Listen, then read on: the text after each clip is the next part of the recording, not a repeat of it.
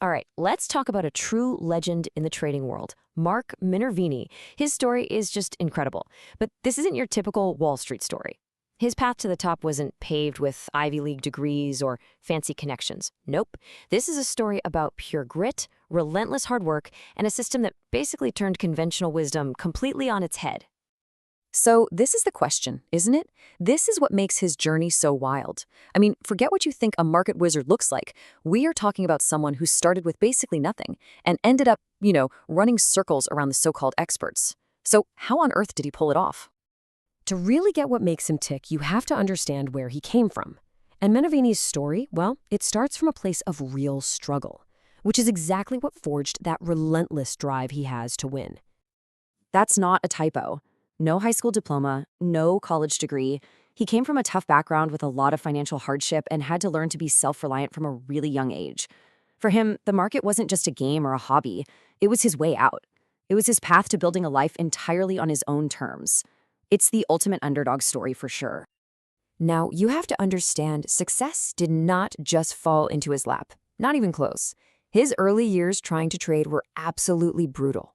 But it was right there, in the fire of failure, that he forged the discipline and the system that would later make him a champion. Yeah, like so many people who tried trading, his first attempts were basically a masterclass in what not to do.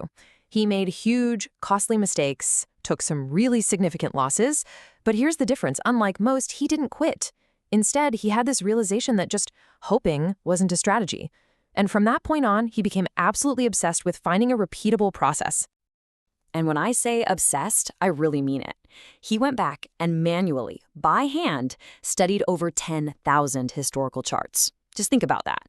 10,000 of the best performing stocks in history. He wasn't looking for some magic bullet. He was looking for patterns. He was looking for the specific DNA that all these huge winning stocks shared right before they took off. And this quote, this just says it all. This was the turning point. It wasn't about being the smartest guy in the room. It was about being the most disciplined. The second he stopped trying to be right all the time and started focusing on just managing his mistakes, everything changed. That humility, that became his greatest weapon. So after all that grinding research and all those painful lessons, what did he come up with? Well, he developed his own proprietary method that became the engine for all his success, and he calls it the SEPA blueprint. SEPA. It stands for Specific Entry Point Analysis. And the most important word in there is specific. See, his method isn't just about finding a good company. Lots of people can do that. It's about finding the precise moment when that good company is coiled up and ready to make a huge move. It's all about maximizing your potential reward while knowing exactly what your risk is from the get-go. And SEPA really boils down to these 5 core pillars. First, you need a stock that's already in an uptrend and showing real strength. Then, you need strong fundamentals, great earnings to back it up. You also want the overall market at your back. Then, and only then, you wait patiently for that exact technical setup, that precise entry point. And holding it all together, the foundation, strict, absolutely non-negotiable risk control. And that brings us to what Minervini would probably say is the absolute cornerstone of his entire philosophy. It's not about how many home runs you hit, it's about making sure you don't strike out. This is his mantra. He says it all the time, and for a very good reason. In a world as unpredictable as the stock market, the only thing you can actually truly control is how much you're willing to lose. Your defense. That becomes your offense. So check out this contrast, because it's everything. His rule is dead simple. Define your exit before you even enter the trade. And if it hits that point, you cut the loss. Quickly. No emotion. The amateur, on the other hand, lets a small loss turn into a catastrophic one because they get married to a stock.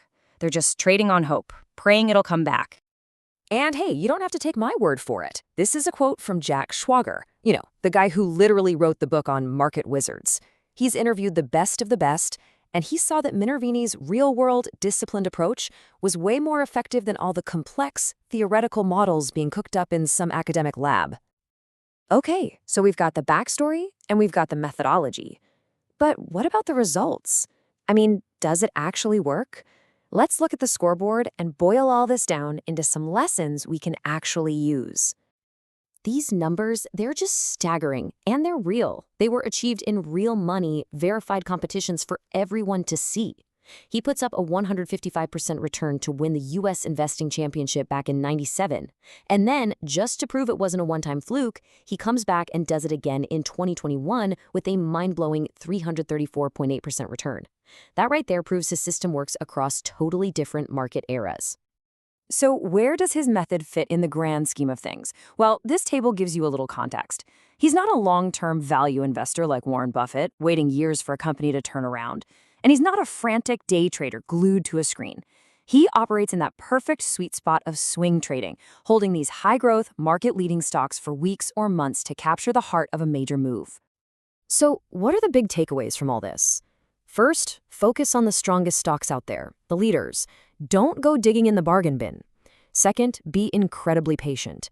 Wait for your specific setup. Never chase a stock. Third, and this is the big one, always put risk control first. And finally, you have to treat this like a serious business and work relentlessly on your own psychology. That's the core of the Minervini method right there. When you look at it, Minervini's journey really proves that success in this game isn't about being a genius. It's about having unshakable discipline. Look, you can't control what the market's going to do tomorrow. Nobody can. But what you can control, 100%, are your own actions. So that leaves us with a final thought to chew on. What's the one rule? Whether it's risk management or waiting for that perfect entry, what's the one rule that you will commit to mastering in your own approach?